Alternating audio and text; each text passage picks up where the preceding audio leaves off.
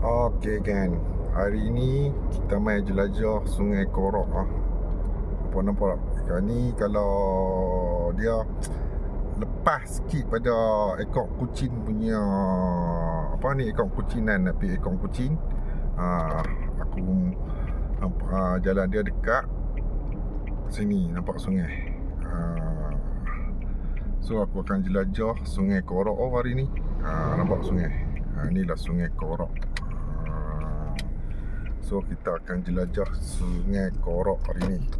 So kita masuk sebelah dalam sikit kita masuk sebelah dalam sikit. Okey geng, inilah kawasan Sungai Korok. Aku tak pernah pancing lagi, tapi kita cubalah kawasan ni. Kita sia-sia tengok dulu.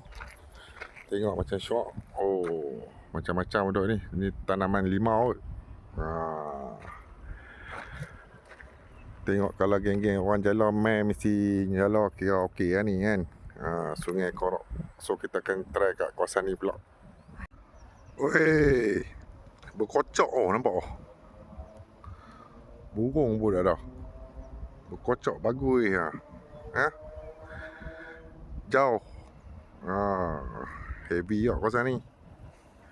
Berkocok elok. Aduh, nampak. Kawasan ni memang sempoi lah. Sempoi. Dengan view pun cantik. Ada sayuran, sawah padi, sungai yang tenang. Tapi hari ni tak ada rezeki aku kan. Nampak memanjang lah sungai ni. Ni kalau naik motor syok. So nanti kita prepare naik motor pula ronda kat kampung ni. Memang padu. Ada geng-geng tangkap ikan sepak, saya ikut tunjuk gambar. Kawasan elok dek. Kawasan mana nampak orang duk pengai ikan sepak. Tu geng-geng casting, geng-geng mengai ikan sepak pakai bubur jala Bali kan. Saya dapat sekok kok ni duk mengai. Masih pun nampak geng-geng mengai. Casting pun ada. Pok sedap. No, ujung sana sampai sini ujung nampak semua pakai duk mengai. Pok sedap nampak tu. Pok sedap. Ni ayam dia ni.